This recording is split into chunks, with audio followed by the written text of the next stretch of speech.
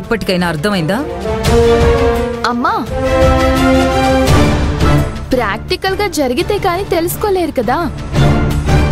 నేనేం కావాలని మిస్టేక్ చేయలేదు అయ్యగారు. అసలు ఏం జరిగిందో తెలిస్తేనే కదమ్మా దాని గురించి మాట్లాడడానికి.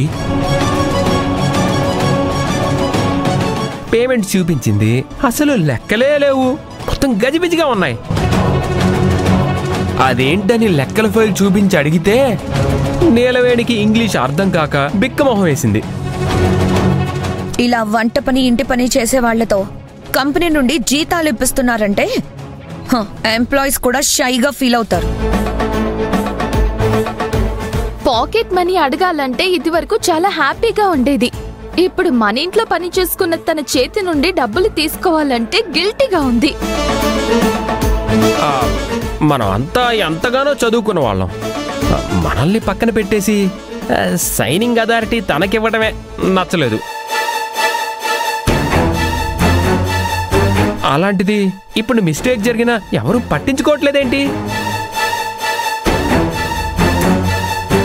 ఈ విషయం బయటకు వెళ్లే లోపే సరిచేయండి, లేదంటే మన కంపెనీ గురించి జోకులేసుకుంటారు.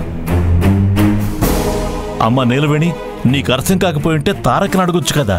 నాకు తెలిసినంత వరకు నేను కరెక్ట్ గానే రాశాను అయ్యగారు. ఎక్కడ మిస్టేక్ జరిగిందో తెలియట్లేదు. ఇందాకటి నుంచి అదే మాట చెప్తుంది మావయ్య. అరే, తను చేయలేనంటుంటే బలవంతంగా తనకి బాధ్యత అంటగట్టారు. చదువురాని పల్లెటూరు పిల్ల ఎంతవరకు మేనేజ్ చేస్తుంది పాపం. తన గురించి మా నాన్న పొద్దున్నుంచి చాలా గొప్పలు చెప్పాళ్ళండి. ముద్దుల కోడలు ఇలా చేసిందనేసరికి నమ్మలేకపోయారు పాపం. నమ్మకం ఉంటే సరిపోదండి, అప్పచెప్పిన పనిని పూర్తి చేయగలిగే సామర్థ్యం కూడా ఉండాలి. ఆ కెపాసిటీ ఉందనే కదా తారక్ నీలవేణికి ఆ బాధ్యత అప్పచెప్పింది. మరి ఇప్పుడు ఏమైంది మావయ్య గారు?